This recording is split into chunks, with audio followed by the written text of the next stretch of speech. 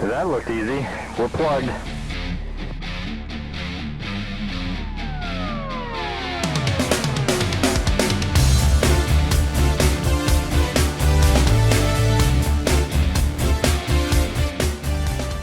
Hello, I'm Tactical Pascal. Welcome to the channel. I hope this finds you all safe and well. This video is on air-to-air refueling in the F-14A and F-14B Tomcat in DCS World. With the new release of the F-14A, I thought what better time than to do a tanking video for the Tomcat. I've been thinking about doing it for a while because a lot of people struggle.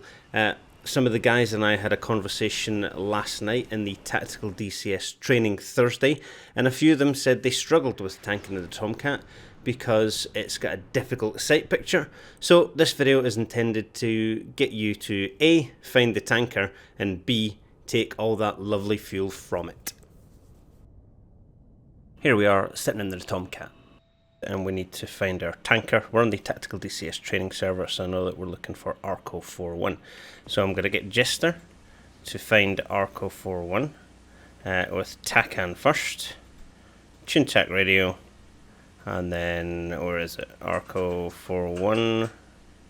Next page, there he is, Arco 41. So he's going to tune in the TACAN. The way we do that and find it on our HSD is click up to navigation, and then we want to select the steering command to TACAN. That gives us 26.8 miles, and he's off to our west-southwest. Now to find him on the frequency so we can talk to him, I'm going to put him on the second radio, the VHF. So I'm going to ask him again. Tune the ARC 0182, tune TAC radio, and then we're going to tune to Arco. Roger. So he changes that frequency to Arco, and then we can contact the tanker. Arco 4-1, Dodge 3-1, request rejoin. There he is, telling us that he's ready to refuel. So we're going to take off, go to 21,000, and meet him. Easy peasy. So I'll run through that again. Ask Jester to tune in the TACAN. Change your HSD and nav. Change your steering command to TACAN. That's going to give you the arrow and the range to the tanker. So you fly on that heading for the tanker, 22 miles. Contact him by using the radio. He'll tell you his height and speed. Easy peasy, lemon squeezy.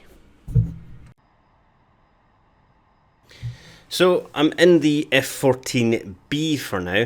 I'm just flying up behind the tanker. Jester's already got the frequency tuned in. So this is just the F14 AAR instant action mission. So you can jump on this very easily and practice it. What I showed you a moment ago with the finding the tanker, that's for if you're in a multiplayer server or if you just want to find the tanker from the ground. So this mission's already pre-set up by Heat Blur and Eagle Dynamics for you to jump in and play. So I've spoke to the tanker, I've requested join, so he's told me his level and speed, and we're going to head towards it. I'm checking behind because I know there he is. There's another F-14 on its way, and that's an AI controlled F-14, so I need to be wary of him. So I've got the probe out, and I'm going to head towards the tanker.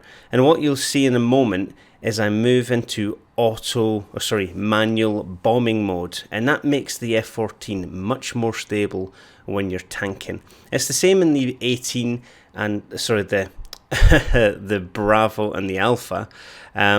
There it goes, manual bombing mode. So that makes it a little bit more steady. The nose starts to drop a bit, so I trim up just a little bit. Like I said, the F-14A and F-14B can both do this mode, and it makes it easier to fly. So we're just stabilizing behind the tanker. I'm requesting join, and he's cleared me contact. So I'm going to fly towards it, and I'm not going to look at the basket one little bit.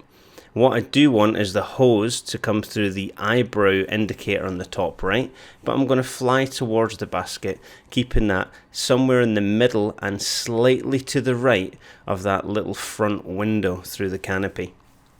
So advancing the throttle slowly, keeping it nice and steady, keeping that hose just to my right hand side. I'm going to bring it up to the eyebrow light now, and then I'm going to peripheral vision. I can see the basket forward and in. And now it's just a case of holding station behind the tanker. So I'm just getting steady there, kind of wobble a bit as I'm flying. So that pod goes somewhere near the middle of the front of the canopy. So I've crouched down in my seat because it is really difficult to see at the Tomcat when you're tanking.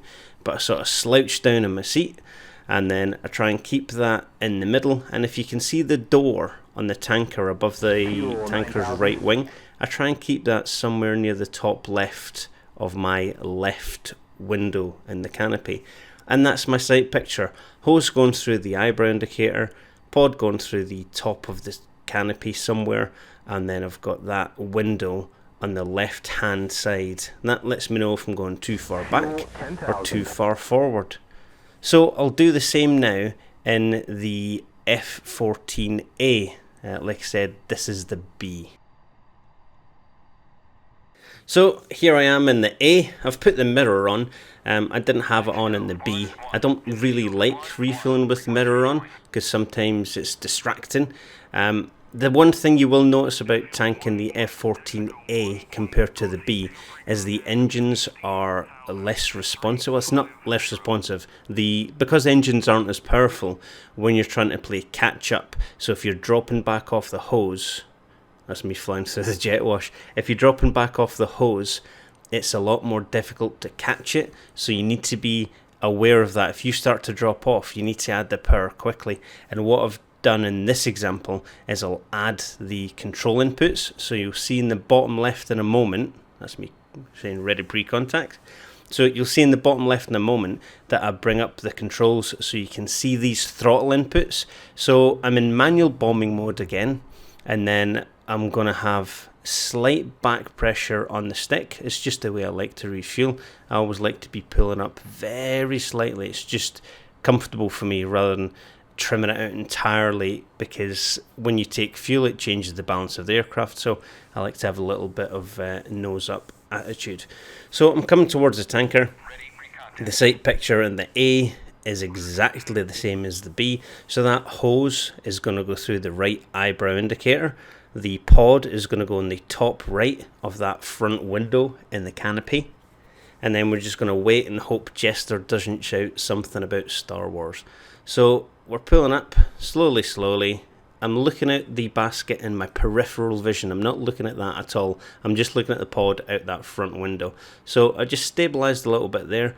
I'm getting used to the A's engine, so it's a little less responsive. It's less easy to run over than the Bravo.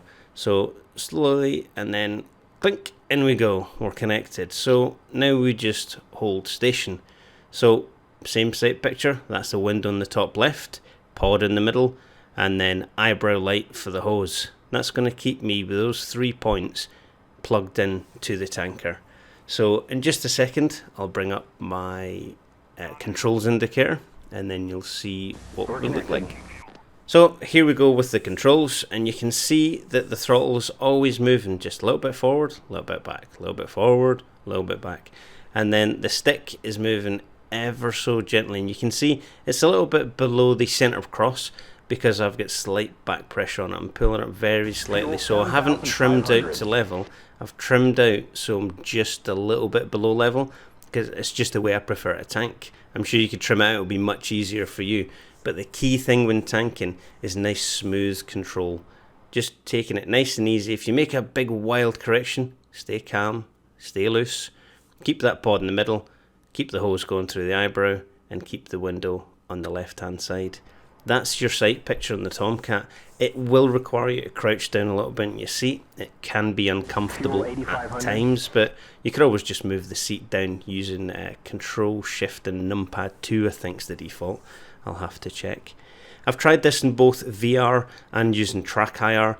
It's easy in VR, it's simple. This is Track IR that I flew this in. You can use touch controllers, of course, in VR. Again, on my last video, I don't particularly like using them. It's not that it's more difficult, it's just that I don't like the feeling. There's no sort of stop when you pull the stick back, whereas in my HOTAS, I know exactly when I've got maximum pressure on it, whereas if it's just a hand controller, it's a little bit loose. I prefer having a HOTAS. But that's it, tanking in the F14A and tanking in the F14B. Hope this has helped. If it has, please consider dropping a subscribe. It's going to help the channel to grow, and it'll help me make more content and more videos for you guys.